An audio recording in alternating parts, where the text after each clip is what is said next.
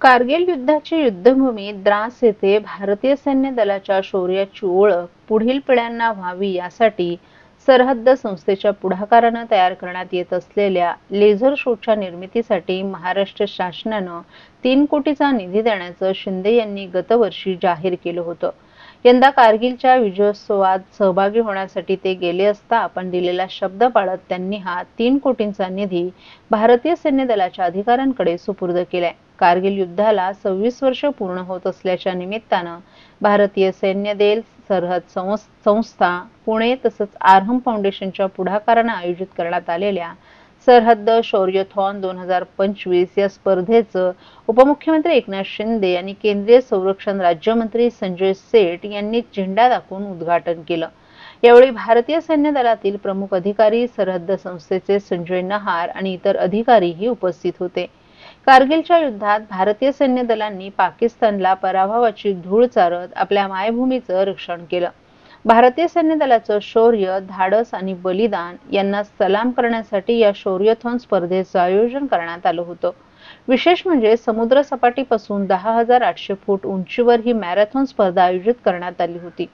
या स्पर्धेत देशभरातील 3,000 धावपटू सहभागी झाले होते. यातील पहिली 21.97 किलोमीटरच्या सर्वात आव्हानात्मक दौडीला म्हणजेच ऑपरेशन विजय दौड असं नाव देण्यात आलं होतं.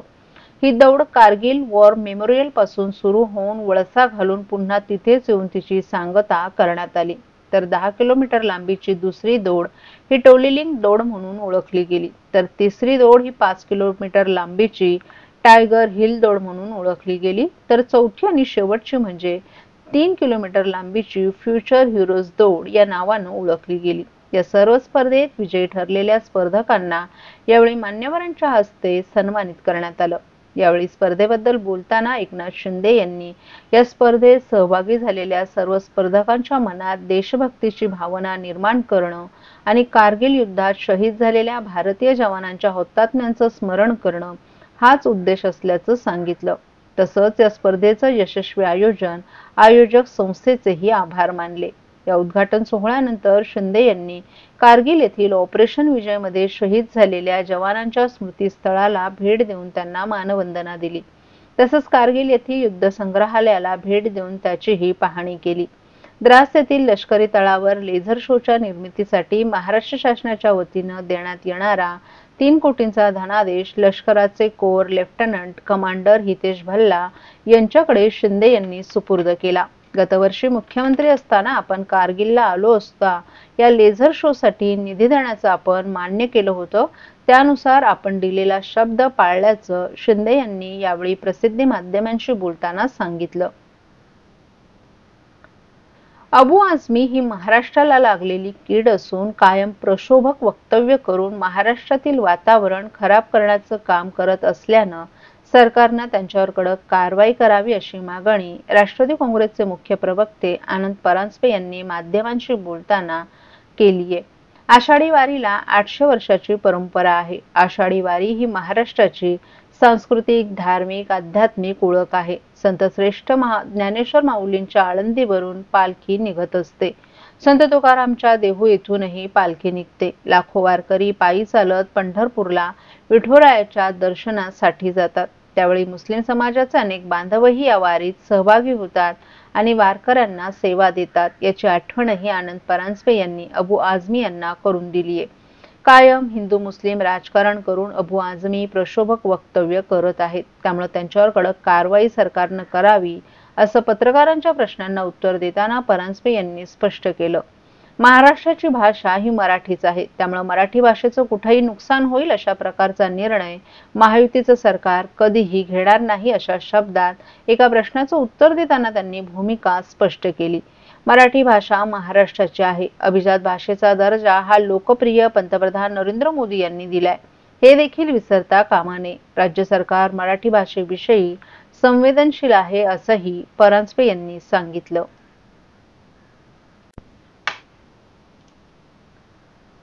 पंढरीच्या विठोरायाच्या दर्शनासाठी आसुसलेल्या वारकऱ्यांच्या दिंड्या मार्गस्थ झाल्या आहेत. परंतु सगळ्यांना काही दिंडीत चालणं जमत नाही.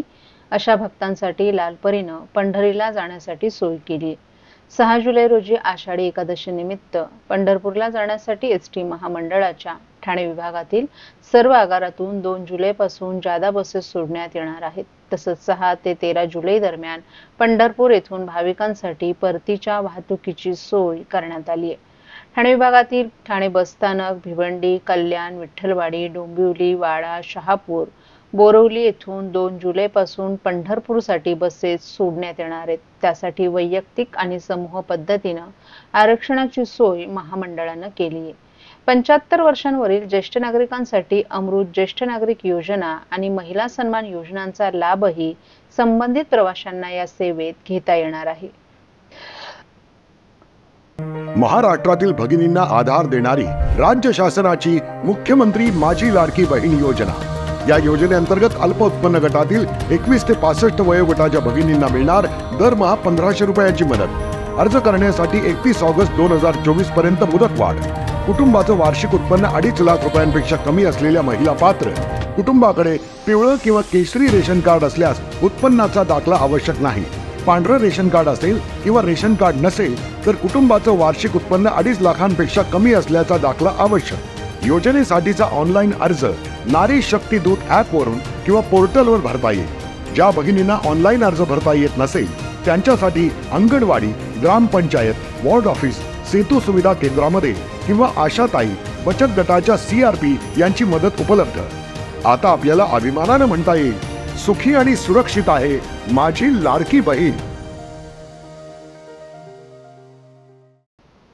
ठाणे जिल्हा परिषदेअंतर्गत असलेल्या सर्व पंचायत समित्या आणि ग्रामपंचायतींच्या मालमत्तांचं सर्वेक्षण आणि त्याची डिजिटल नोंदणी करण्याचा उपक्रम हाती घेण्यात आला आहे. त्यानुसार जिल्ह्यातील सुमारे 9477 मालमत्तांचं सर्वेक्षण होणार आहे.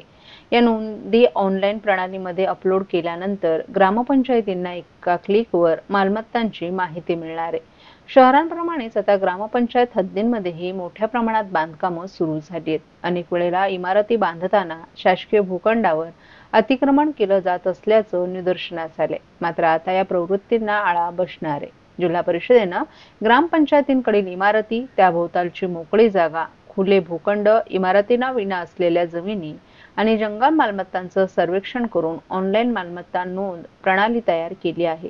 ही माहिती अद्ययावत करताना 9477 मालमत्तांची डिजिटल नोंद करण्यात आली आहे. संपत्ती व्यवस्थापन मालमत्तांची डिजिटल नोंदणी झाल्यानंतर या माध्यमातून प्रत्येक मालमत्तेची माहिती एका क्लिकवर उपलब्ध होणार आहे. हे संकेतस्थळ ग्रामपंचायतींसाठी संपत्ती व्यवस्थापनाचं पारदर्शक आणि युनिक साधन ठरणार आहे.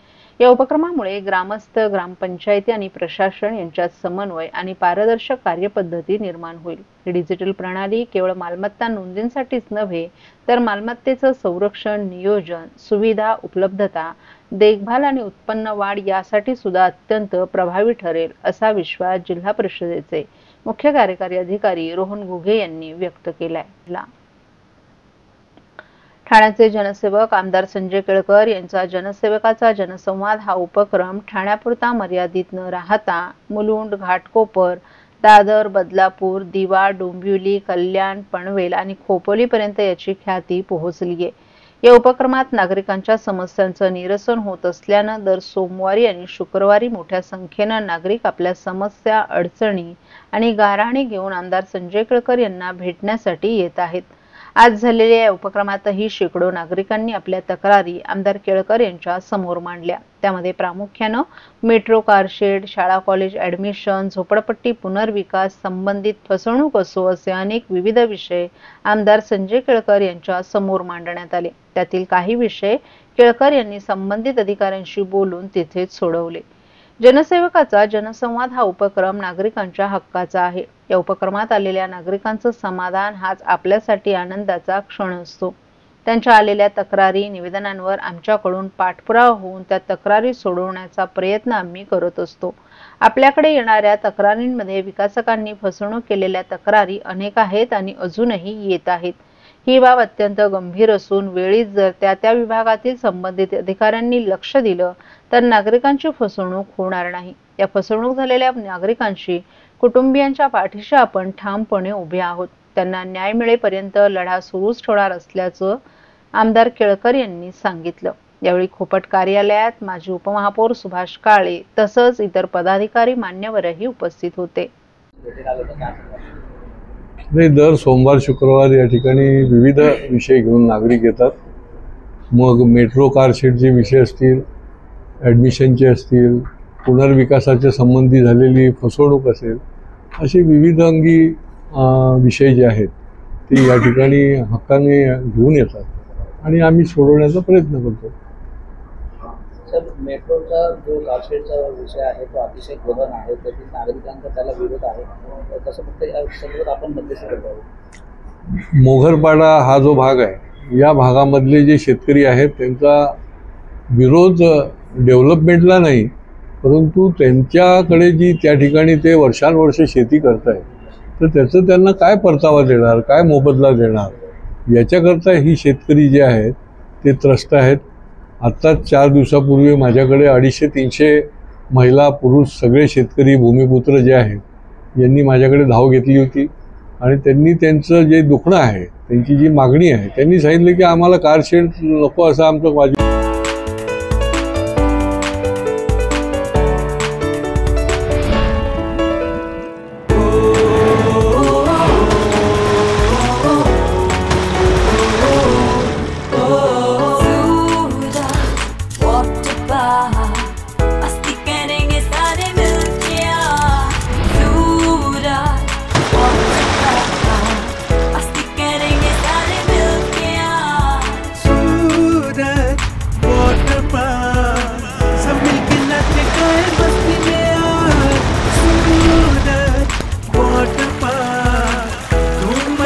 सब मिलके आज